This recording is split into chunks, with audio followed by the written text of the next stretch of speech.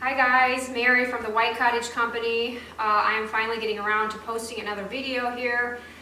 We had been away for some time. We spent some time in Florida and then also in Michigan for a couple days, and so we went from about 3 foot of snow to sunny and 75 and then back up here in Ohio where it's still cold, and I think we had 20 degrees this morning, so I am so ready for warm weather and spring. I can't wait to go outside and get my hands in the dirt and just enjoy the sunshine again. And so today I am going to be working on the space behind me here, but before I get into that, I just want to thank you all for watching my videos. I really appreciate it.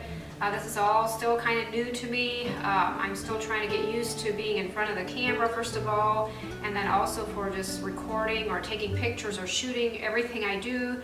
It does take a lot of time. I think it'll get better as I get used to it, but yeah, it takes some time and effort, but I want to do it. I enjoy it, and a lot of you have been requesting a home tour, and I really hope to do that sometime this spring. So I just wanted to let you know, and again, thanks so much for watching. Okay, now for the space behind me here, I think I'm going to remove the cabinet that's there right now. It's one that I had made a number of years ago. I want to hang on to it. It does provide a lot of storage, and also it was one of the first pieces I ever made myself, and I don't really want to get rid of it at this point anyway. I may end up painting it another color since I might move it further into the living room. I'm not sure that I want that color in there. But yeah, it does provide some storage for me. I have some fabric in here and crafting supplies, books, and there's still some room for some other more things. I had recently cleaned it out, so yeah, it's just a nice big cabinet to have around. But I think for this wall, I'd rather have something a little lower and maybe open up some of the wall space there. So that's kind of what I'm planning on doing in this video here. I'm going to add some another piece of furniture and some spring decor, and I'll share that with you.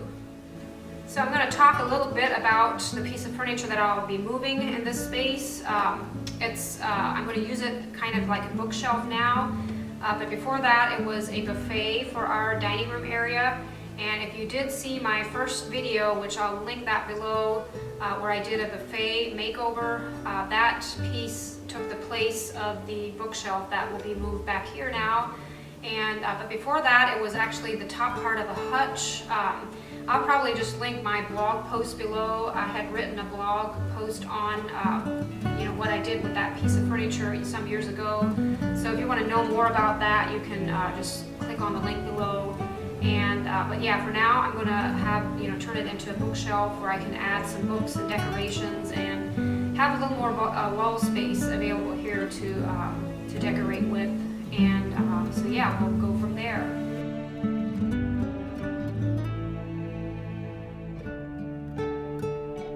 Okay, so I can tell already I'm going to love how this piece of furniture will look against this wall. I love the natural wood darkened with age, and the whites, the neutral colors kind of all tie in together in this corner. And this top here, I should mention, is wood from my great-grandparents' house that they built. And I am trying to think, it might even be great-great-grandparents, but yeah, when they tore it down, I was lucky enough to get a few pieces of it, and I guess they knew I like to make things with wood and work with wood. So yeah, I just love the thickness of it and the color and everything. I never put a stain on this. This is the natural dark color, but yeah, beautiful wood. So I feel very thankful to have that. Okay, so when decorating an area like this, I like to start at the top. I have this chalkboard that I had on the mantle over Christmas. It still has the Christmas message on it, but I can take that off. So I'm going to set this on top. I'm not going to hang it on the wall. I'm just going to set it on the shelf. And I always like to stand back and see if it looks okay. Is the color right? Is the shape okay? Is it too long? Too wide? But yeah, I think I'm going to see how this works. I think after I take that, the word Christmas is at vinyl. If I take that off and erase the message here, and possibly add a new message, I think it should look okay. So before working on the chalkboard, I wanted to show you guys the steel that I found at Dollar General. I thought this is so cute. It's only $15. Usually these would be much more expensive. And I thought it actually looks kind of real. Cute little topiary tree. And it does have lights. I wasn't sure about that. I wouldn't have minded if it hadn't had lights, but I think I'm gonna set it in another pot, like a bigger pot, and add some something else like burlap or moss or something around the edges here. And I'll see about the lights. I might not even use them, but I thought it was just a cute little tree for $15. So I'm going to go with this little galvanized bucket. I had featured it before in one of my videos. It's just from Walmart. I added the letters with my silhouette cameo, so the letters are vinyl. But this one I think would look really cute with the tree. And it fits, it's a little deeper, so it fits in better. I'm going to just wrap this cord here. I'm just really not liking this light. Try to hide it because I want this to look very natural.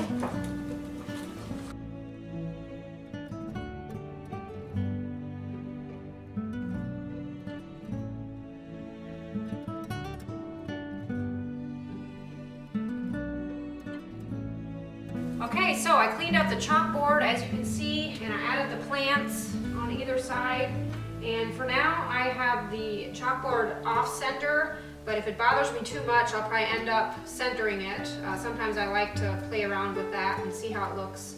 I have intentions of adding a wreath onto the chalkboard, and I thought this would be a nice size to add.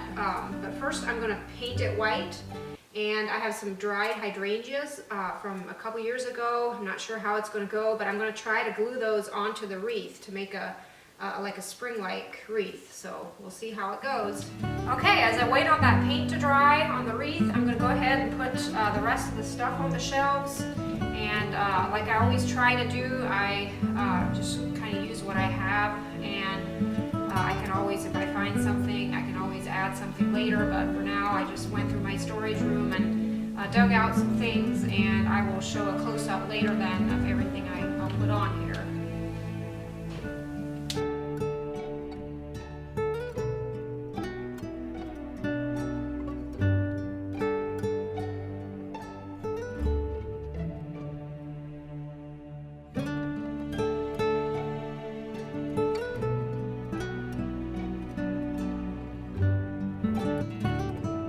I use Rust-Oleum chalked paint to spray paint the wreath.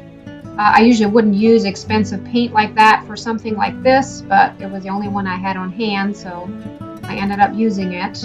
And unfortunately my glue gun was not working, so I just stuck the dried flowers into the wreath without gluing them. Probably not the best idea, but they are really, really dry, and they probably won't last too long, so I thought, well, I'll just pull them out and put something else in then, but for now, this will do. They did fall apart some, but made a big mess, but I still kind of like the look of them.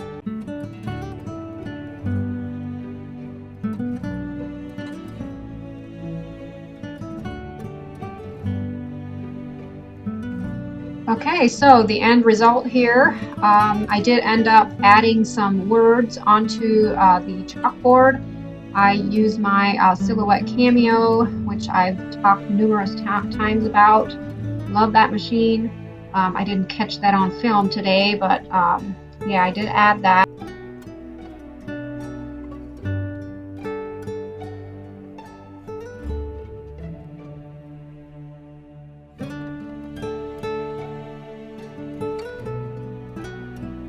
The green leaf prints there, I just printed off of online somewhere, probably Google Images. And the jars I painted with chalk paint last year.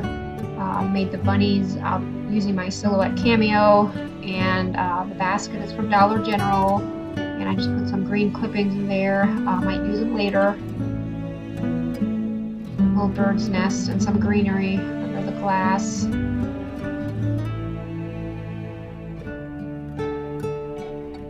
I painted the pickle jar a couple years ago and added the label and the handle I just made out of wire and a wooden doll. Dried Annabelle hydrangeas and some more painted bottles. I think I'm going to like how this turned out. I like anything earthy and natural, like I like the greens with the white and the natural wood. And yeah, I hope you enjoyed it too, and thanks so much for watching.